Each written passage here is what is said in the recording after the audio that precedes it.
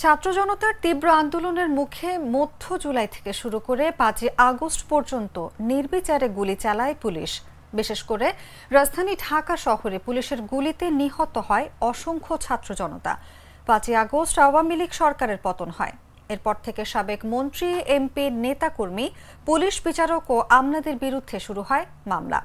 সাবেক প্রধানমন্ত্রী শেখ হাসিনার বিরুদ্ধে এখন পর্যন্ত সারা দেশে মামলা হয়েছে 122টি।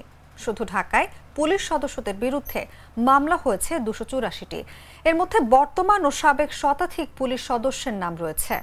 অভিযোগ রয়েছে, আন্দোলনে গুলি চালিয়ে লাশ ফেলার মাস্টারমাইন্ড হিসেবে কাজ করেছেন শতাধিক পুলিশ সদস্য। অনেকে আটকও হয়েছেন।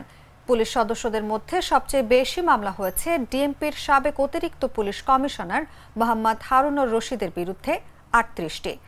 এর পরের অবস্থানে রয়েছেন পুলিশের সাবেক আইজিপি চৌধুরী আব্দুল্লাহ আল মামুন।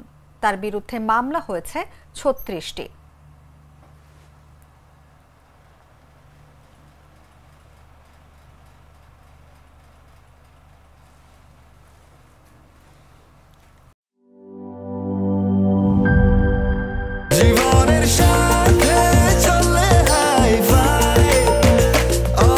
স্বাস্থ্যকর অল টাইম, সব সময় অল টাইম হেলদি লাইফ।